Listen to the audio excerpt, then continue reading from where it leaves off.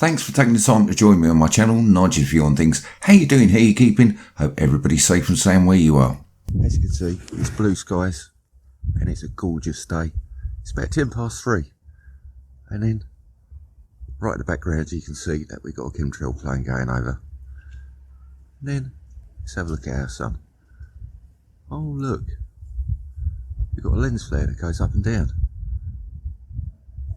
And left and right. And our sun looks like a massive big LED torch in the sky, like I've always said. What? Wait a minute, what's that underneath the sun? There seems to be an object, and it don't move when you move the camera. Ain't that strange? If you're trying to chemtrail that out, you're a little bit late, mate. As you can see, there's an object right underneath the sun. That was a clip from Blue Planet Under the Sun. I'll leave links to that in the description box down below. Published 28th of May 2017, and we're going to come back to that very, very shortly. We're going to be watching a sunrise from the 12th of August 2019, which was a Monday. It's 39 minutes past the hour of 5 in the AM. Any rates, our sky, our sunrise. This was quite interesting. The camera really doesn't do it any justice. It was intensely red, intensely yellow, and intensely white. But we're going to see something that I didn't realise I got until we actually reviewed the footage. Well, I reviewed the footage, you weren't there, but I'm going to show it to you now. Yellow is our sun. It's a yellow gas giant in the sky. Don't actually think gas, think plasma. It all goes hand in hand with the universal model.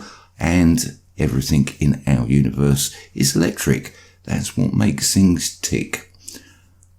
White is our sun simulator. Yes, there is a sun simulator. It's not there to replace our sun. No sun, no life. Don't even get me started. Red, the red spinning planet. Many people around the world are showing some amazing pictures, showing some amazing things, and showing, well, that there is something very, very wrong in our skies. Are you taking any notice at all? But of course, there couldn't be. It's not at all possible. At any rate, let me just get on with it. Stop rabbiting, Nigel. Let's watch the video. Just here, what I'm going to do is open a box up on the right hand side. And in this box is exactly the same as what we're actually watching here. The filter I'm using in this box is called Equalize. It doesn't put anything in, it doesn't take anything away. All it does is equalize the colour, contrast, brightness and saturation and brings it up to the same point. Green, ooh, blue, red, yellow and white. If it's here, it's got to be here. The filter can't put things in that doesn't exist or don't exist if you're trying to... Oh, your English isn't that good, is it now? No, it's not. What we really need to pay attention to is what's going on in both boxes. First of all, this box here, very, very important. The camera adjusts itself. It seems to get darker and the sun is starting to rise, which makes no sense to me. Up here in the box that's got equalized, the most important thing here is look at the sky. I'm sure the reason what we're getting the mosaic effect, it looks like a cartoon, is because of the filter and nothing more. But I've shown this filter time and time again, and when there's nothing there that shouldn't be there, it just comes out as a normal picture, maybe a little bit lighter. But apart from that, it really does look like a cartoon. Down here it looks absolutely fine, no difference. But up in the sky, there's many colours going on. We've got a green colour, green planet, we got a blue colour, the blue planet, and we got the red colour, which is the red spinning planet. It really does tell me that there is something coming towards us. What are the chances of actually having a rainbow in one complete box? Down here it looks absolutely normal, and really that's what they want us to think, that there is nothing going on. But if you're paying attention around the world, there is many things that point to these objects coming towards us and making, well, slight changes every now and then. But of course that wouldn't be. At any rate, that makes no difference. Down here, we could see a yellow hue. Is it coming from this direction or this direction? Plainly obvious in the EQ box. Very, very shortly, I had noticed what's going on here, and I have to move the camera. I have to touch instead of leaving things alone. So we're going to lose about 20 seconds of footage. And then what I'm going to do is speed this up. Otherwise, it will be quite a slow process and you won't get to see what the end result is if it's at normal speed. We can see how yellow this is now getting. This is starting to pulsate and grow. Our sun is starting to rise and this red object is starting to set. You can notice how red it is up on the equalize box. How white these clouds and blue these clouds. The green's gone. And it's beginning to look a lot like something is there. We can see this pulsating getting bigger, smaller, and our sun is starting to rise. This red object is starting to set. As you can see, the birds are flying about really, really fast, but let's have a look what's going on here. I'm sure what we're just looking at is an optical illusion, and that's the only way I can describe what we've just seen. And yet again, this is the second time I've caught something that seems to set before something rises. For all those people out there that don't believe there's technology in our skies, if you point the camera in the right direction, right place, right time, right angle, everything meets up. Not necessarily towards that big white light in the sky called our sun. I'm sure it is. At any rate, if you're pointing the camera in the right direction or the wrong direction maybe, you're going to capture something that shouldn't be there. And this is one of those videos. Credit to Buffalo, New York SkyWatcher. Does a great job in getting it out there, like so many other channels. And there are many different channels. I'll leave the links to those in the description box down below. They do such a great job in documenting our skies for us. But links to this video and Buffalo, New York SkyWatcher's channel in the description box down below. Like I say, she normally uploads each day a time-lapse of the sky. Please pop over, say hello, share the love, and if you enjoy her work, please subscribe.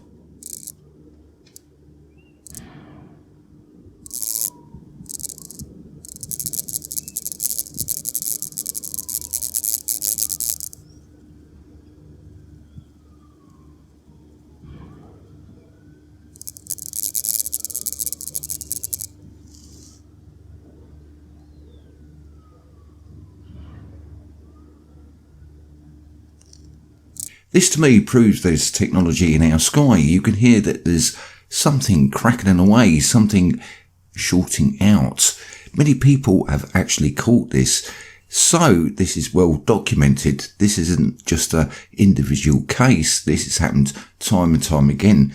But the common theme is we get to see this lens being projected onto the lens of the camera.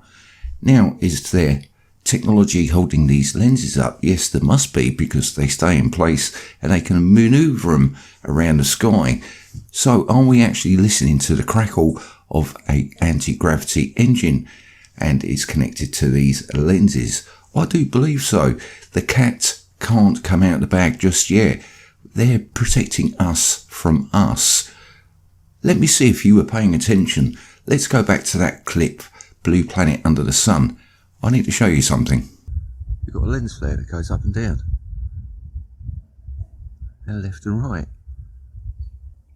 This clip actually goes a very, very long way in proving that there's a lens system in our sky. Did anybody take any notice? I've used this clip many different times, and this actually does prove that the sun simulator is there in place. It's electric, but that's for another video. Keep tuned if you want to know more.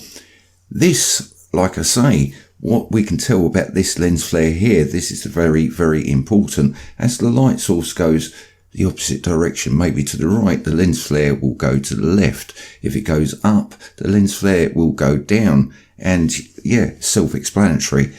But did you notice these petal effects? People call these lens flares. This just proves to me what we're looking at is running through a lens system. without doubt a very, very complex lens system. If you go searching for sun halos, you'll get to see the lens system in play because it's being projected backwards onto the chemtrail particulates, and that is ice crystals. Of course it is. Yeah, you believe anything if you believe that. I've got some powdered water for sale. I'm just saying. At any rate, getting back to this. This is something that we don't see every single day. We can take photos of that thing we call our sun many different times, and our sun seems to change shape and do some very, very strange things.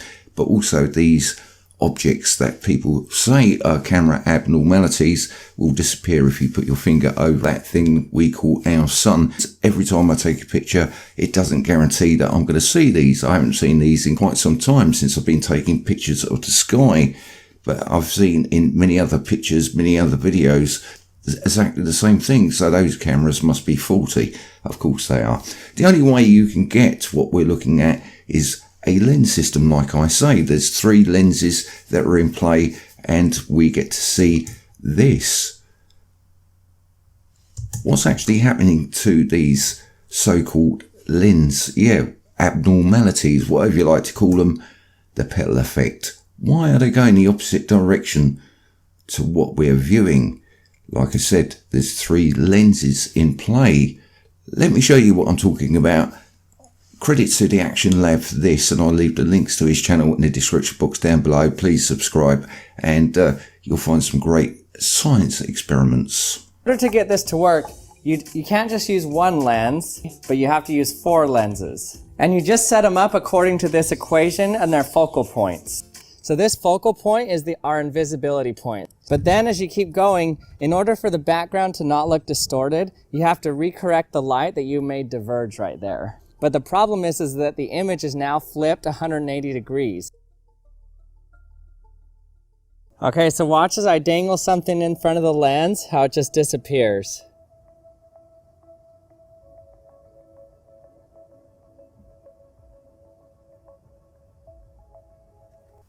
So 3 lenses turn it 180 degrees, and we get to see a 180 degree picture with these petal effects. They go the opposite direction to the lens flare. That shouldn't be possible. That tells me there's a lens system in play.